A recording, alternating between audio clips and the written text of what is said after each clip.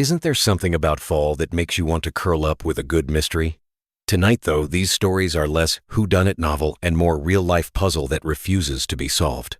Honestly, Lena, these files aren't just collecting dust, they're screaming for answers. And I have to say, if life's a jigsaw, the ones we're looking at tonight are missing some seriously crucial pieces. Ready to dive into the first twisty tale? Oh, you bet. Let's start in California, where one teen's tragic story just veered from sad to downright bizarre. And trust me, this one comes with its own Tesla-sized shock. What gets me is how this isn't just another runaway case gone cold. Celeste Rivas Hernandez, 15, bright but caught in the stormiest of homes, vanished, and then, bam, turns up in the trunk of a pop star's Tesla. You can't make this stuff up. That detail alone, the Tesla, registered to D4VD, the R&B singer, makes you wonder how a missing teen from California ends up in a car towed from LA, but last seen in Texas near this guy's mansion. The timeline is a total head-scratcher. And then, there's D4VD transferring his mansion to his mom just days after the body's found. Could be pure coincidence, but given the chaos swatting hoaxes, wild parties, it's just another layer of weird in a case that's already stacked. What sticks with me is the family side.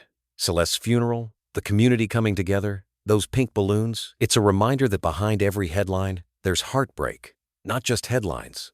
Investigators are piecing together her last days, but the longer this stretches, the colder it risks getting. Speaking of cases that chill you, have you seen the reaction around Ellen Greenberg's story? That one's got layers like an onion, but with a much sharper edge. Total goosebumps, Max. So there's Ellen Greenberg, brilliant, outgoing teacher found with 20 stab wounds, and Philly police call it suicide in record time. You don't need to be Sherlock to question that logic. Absolutely wild. The wounds alone, some defensive, some at odd angles and an unlocked back door. Her parents have fought tooth and nail, turning what could have been a one-line footnote into a full-blown public movement. There's even a Hulu docuseries now, with experts peeling back the official story. And just last week, the court actually reversed the suicide ruling. Now there's this flood of internet sleuths, podcasts, and petitions, everyone trying to spot what police supposedly missed. It's astonishing how a single detail, like a defensive wound, can flip a case right open. What blows my mind is how the push from her family and now thousands online might finally force a real investigation. It's messy, emotional, but it shows that justice, even when delayed, isn't out of reach. These cases really are never as cold as they seem. Which reminds me, some of the oldest cases keep coming back just when you least expect them, especially in Virginia, where October 10th seems to be a magnet for heartbreak. Seriously, Lena, it's like the calendar itself decided to haunt Virginians. That cold case database just spotlighted October 10th decades of unsolved murders, all sharing that date. From Tanya Fox, a young mom gunned down in 2017, to Patricia Moore's unsolved stabbing back in 1970, it's chilling. And the sheer volume, over 200 unsolved murders, with October 10th alone hitting 8 cases.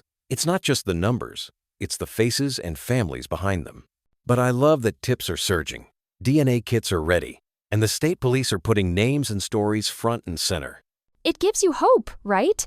Maybe someone out there finally connects the dots, calls that tip line, and changes everything for a family that's been waiting years. Funny enough, hope isn't just in the past. Florida's taking it high-tech.